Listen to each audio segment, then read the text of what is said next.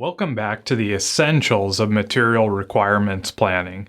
Today we're delving into a fascinating topic in the bill of materials, the phantom bill of materials. It may sound mysterious, but understanding how to leverage it can greatly enhance your knowledge about the bills of materials. So let's dive in and demystify the phantom BOM. Let's start by answering the question, what exactly is a phantom bill of materials? Think of it as a virtual subassembly that doesn't physically exist. It's a way to group together related components without actually creating a separate physical assembly.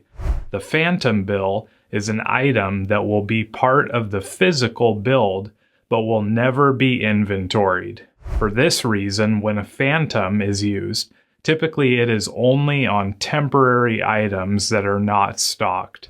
When a temporary item is used in the phantom bill of materials, lead times can be set to 0, as well as the order quantity. As such, when material requirements planning runs its logic, it blows right through the phantom item and moves on to the next level of subassemblies, components, or whatever is another level down in the parent-child relationship. Now, why would you use a phantom BOM? Well, it serves several purposes. It helps simplify complex product structures, reduce manufacturing lead times, and improve inventory management by grouping together related components. With this in mind, let's break down the components of a phantom BOM. It consists of a parent item, which are the main assemblies or products, and the phantom items, which are the virtual subassemblies. These phantom items don't have their own physical inventory, but are instead exploded into their components during production.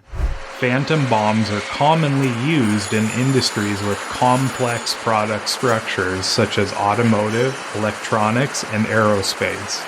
They're particularly useful for managing modular products where different configurations share common components.